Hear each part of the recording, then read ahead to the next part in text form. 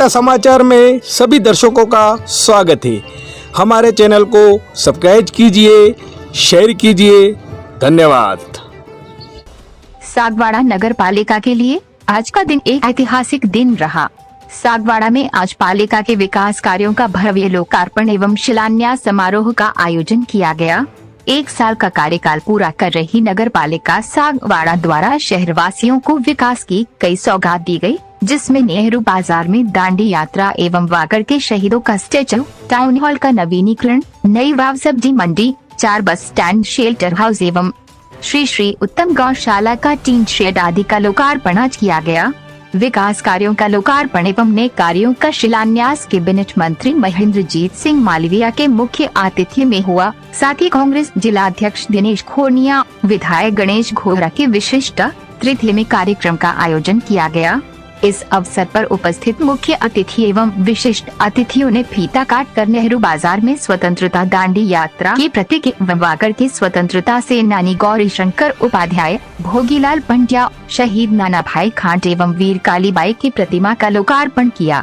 कार्यक्रम के बाद नेहरू बाजार से बाहर आम सभा हुई, जिसमें अतिथियों के अलावा पार्षद एवं जनप्रतिनिधियों ने 20 किलो की माला से कैबिनेट मंत्री महेंद्रजीत सिंह मालवीय का स्वागत किया।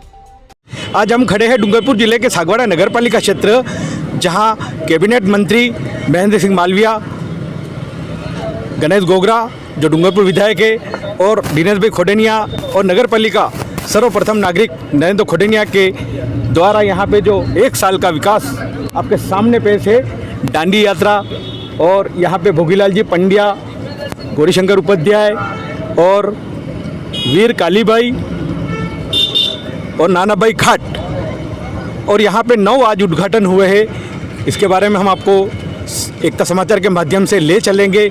यहाँ सागवाड़े में आज 1 साल पूरा हो रहा है 6 फरवरी को। इसी विषय में हम आपको रूबरू करवाएंगे। आगे की कड़ी में यहाँ के नागरिकों से, यहाँ के जनप्रतिनिधि से हम आपको मिलवाएंगे एकता समाचार के माध्यम से। ये जो दांडी यात्रा आपके सामने, ये सौंदर्यकरण आपके सामने पेश है, नेहरू पार्क पे जो आपके सामने पेश है। एक बार फिर हम आपको ले चलेंगे सागवाड़ा। धन्यवाद। ठीक, आज 1 साल पूरा हो रहा है भाई नरेंद्र भाई का और उनके पूरी टीम का। मुझे आज ये बात कहते हुए बहुत हर्ष का अनुभव हो रहा है। हमारे उपाध्यक्ष भी हैं राजू भाई, कि जो व्यक्ति अपने मन के अंदर ठान ले कि मुझे काम करना है, आदरणीय दीदिया भाई, नानू भाई, उप जिला प्रमुख जी, आशा जी, जैसे जैसे नाम आते जाएंगे मैं इसमें बोलता भी रहूंगा। और नरेंद्र भाई ने और दिनेश जी ने, उनकी पूरी टीम ने यह संकल्प लिया कि बरसों से सागवाड़ा नगर पालिका भारतीय जनता पार्टी के पास में है और इसको कांग्रेस में हम तब्दील कर रहे हैं। तो कांग्रेस नगर पालिका होने का मतलब क्या है, ये बात जाहिर करनी थी। और नरेंद्र भाई ने, उसकी पूरी टीम ने इस बात को साबित कर दिया कि कांग्रेस पार्टी और कांग्रेस पार्टी की सरकार जन कल्याणकारी नीतियों के साथ में आगे बढ़ते हैं तो निश्चित रूप से इसकी सफलता प्राप्त भी करते हैं।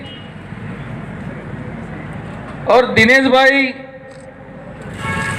मैंने तो उसी दिन तय कर लिया था कि जिस दिन शांति धारीवाल जी हेलीकॉप्टर से सागवाड़ा आ गए थे, उस दिन हमने आधी लड़ाई तो जीत ली थी और माननीय मुख्यमंत्री जी ने बाकी रहा था वो पैसा मांगा, उससे भी ज्यादा दिया। और अभी हमने कितने उद्घाटन किए, कितने शिलान्यास किए। गौशाला का 22 लाख का शेड का निर्माण होने वाला, उसका भी शिलान्यास किया। लेकिन मैं दिनेश भाई के बारे में एक बात कहना चाहूंगा। ये दिनेश भाई बहुत खतरनाक आदमी है। मुझे मेरे विभाग के तालाब के लिए ले जाके पहाड़ पे खड़ा कर दिया और कहने लगे कि 3 करोड़ रुपए अशोक गहलोत साहब के खजाना से ले आया। अरे भाई, तालाब का पानी कैनाल में नहीं जाना चाहिए, तालाब का पानी कैनाल में नहीं जाना चाहिए, तालाब का पानी तालाब में रहे, इसके लिए उन्होंने लाइनिंग का 3 करोड़ रुपया ले लिया, और वो भी मेरे विभाग से ले लिया, मेरे को ही पता नहीं। तो फिर खतरनाक आदमी है कि नहीं है? कहते हुए बहुत हर्ष है। देखो साथियों, प्रजातंत्र में पार्टियां आएंगी जाएंगी, नेता आएंगे जाएंगे, लेकिन जो समय को संभालेगा, समय की मान को पकड़ कर रखेगा, उस क्षेत्र का और उस व्यक्ति का बहुत मान और सम्मान आगे बढ़ेगा। एक सागवाड़ा जैसे दूरस्थ क्षेत्र से निकलकर राजस्थान के मुख्यमंत्री जी के साथ में दोस्ती स्थापित करना और रात दिन मेहनत करना और वहां से खजाना से रुपया निकाल के लाना और सागवाड़ा को तरबतर कर देना, ये सबके बस का रोग नहीं है, बहुत मुश्किल काम है। लेकिन अभी तो देखते जाओ, अभी तो 4 साल नरेंद्र भाई के बाकी हैं, तो 2 साल हमारे भी बाकी हैं।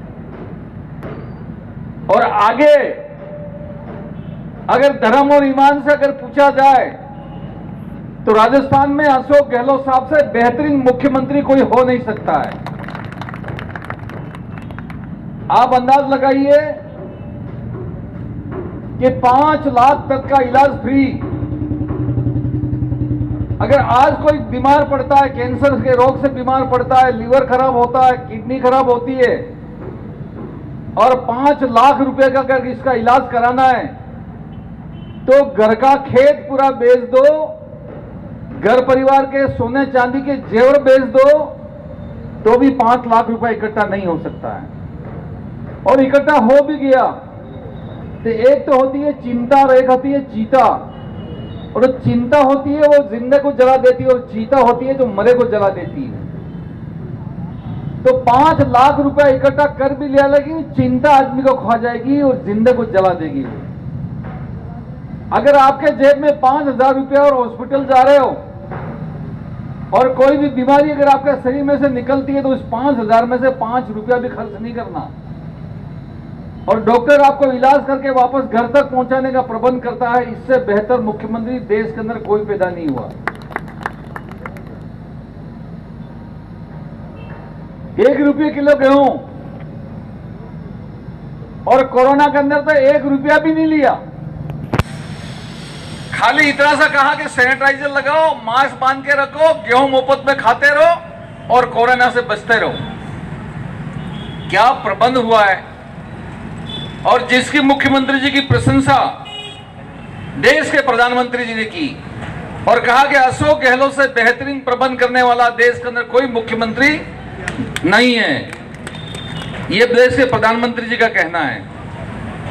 और इसलिए मैं इस अवसर के ऊपर आप सभी से निवेदन करता हूं कि 1 साल 1.5 साल के बाद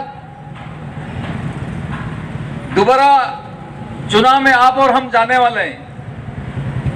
आज एक ऐसा कोई कारण बता दो जो राजस्थान सरकार के माइनस पॉइंट की कोई बात हो। तमाम बातें कांग्रेस पार्टी और अशोक गहलोत साहब के पक्ष में हैं। और दिल्ली के अंदर जिस तरह से डीजल और पेट्रोल और केरोसिन के और भाव बढ़े और गैस की जो स्थिति बनी है, भारत सरकार आज डगमगा रही है पूरी तरह से। और अभी अभी हमारा बजट भी आया है केंद्र सरकार का। पूरी उम्मीद थी कि बांसवाड़ा डूंगरपुर रतलाम रेल लाइन के ऊपर 2 शब्द प्रधानमंत्री जी बोलेंगे, लेकिन 1 शब्द भी नहीं बोला गया है। और इसलिए भारत सरकार की स्थिति आज ठीक नहीं है।